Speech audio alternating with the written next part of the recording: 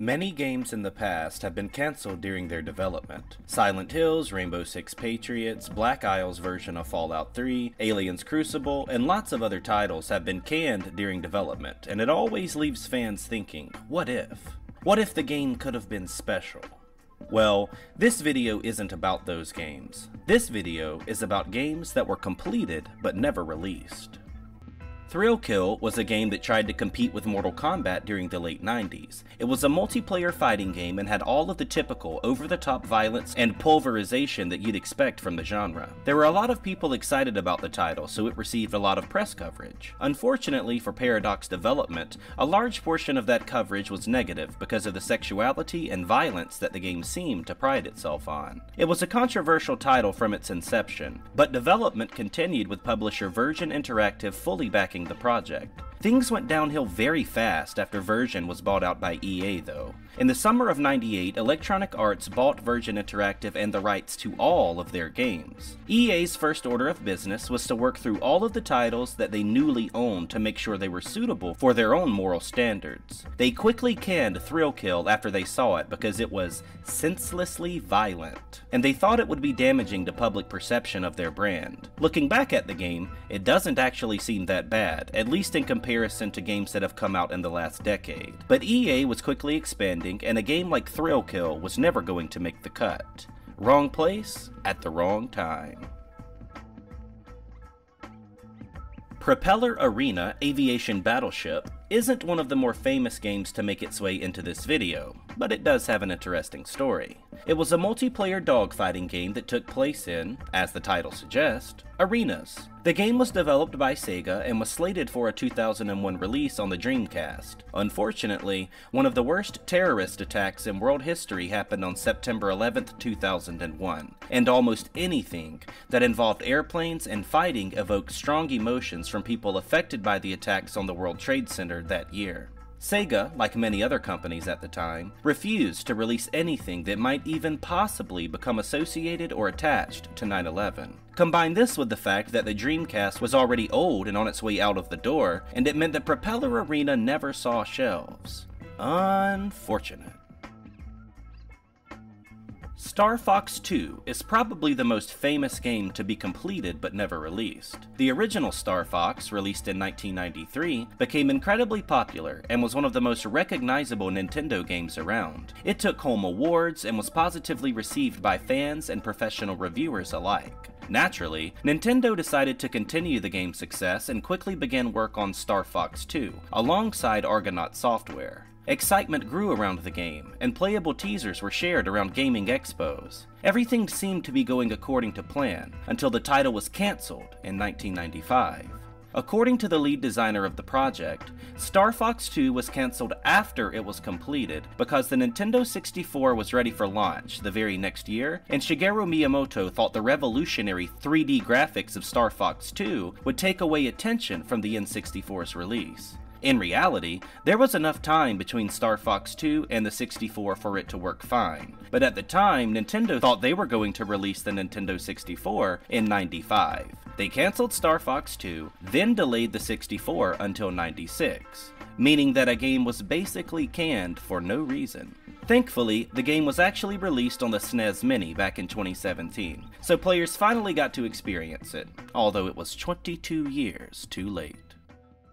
Free Radical Design was a British development team made up of people who had previously worked for Rare on titles like GoldenEye and Perfect Dark. After leaving Rare, they achieved success in 2000 with the critically acclaimed first-person shooter, Time Splitters. Their success led to the development of what was supposed to be Star Wars Battlefront 3. Like its predecessors, Battlefront 3 was supposed to be a multiplayer shooting game with huge amounts of players and enemies running around trying to kill each other in space. Free Radical worked on the title for over 2 years, from 2006 to 2008, and a considerable amount of hype arose out of the game's trailer and the success of the first 2 games in the series. The number that's been thrown around is that the game was 99% complete when the dev team lost the rights to the game in 2008. According to the co-owner of the studio, LucasArts pulled the plug at the last minute because they were struggling financially and couldn't find money in the budget to properly market Battlefront 3. The world may never know how good this game might have been. There has been a leaked build of the game pop up on Reddit in the past few years that you can play with an Xbox 360 development kit, if that's your sort of thing. This is Thrall. He's an orc who was raised in slavery by humans until he led an orc horde against his human captors and vanquished all of them. Well, at least that's what would have happened if Warcraft Adventures, Lord of the Clans was ever released. It was a graphic adventure game developed by Blizzard and Animation Magic from 1996 until 1998. Nearly all of the development was complete when it was abruptly cancelled because it didn't meet Blizzard's quality standards. It had a rough development cycle from the start, and there was a concern that 2D adventure games were already outdated and being replaced with 3D adventures. Blizzard was skeptical of the title's sales potential, so they pulled the plug on it in '98, even though it was already completed and had been marketed for months. Thrall, we hardly knew ya. Started in 2007 by internet sketch comedy group Loading Ready Run, Desert Bus for Hope is an annual charity event that has raised $4.4 million for Child's Play since its inception. It started as an impromptu event broadcast from a living room, and is now a professionally organized fundraiser. It takes more than 15 people to plan the event and another 45 dedicated volunteers to keep the whole thing running once it starts. Rather than an arbitrary cutoff point for the fundraiser, the length of the Desert Bus Marathon is solely determined by the donations, and the more people donate, the longer they have to drive the bus. Because it becomes more torturous to keep playing as the marathon goes on, the donations required to add another hour go up by 7% for every additional hour. It's one of the most unique charity events in gaming, and it all stems from a game that was never released. Penn and Teller's Smoke and Mirrors was supposed to be a fun and friendly game with a few mini-games to mess around in. It was going to release in 1995, but was cancelled for a few reasons. First, the developer and publisher went bankrupt, and second, the system it was designed on was obsolete. Desert Bus was one of the mini-games that it featured, and thankfully this game was never released, but it was able to at least give us one of the most unique charity events running today.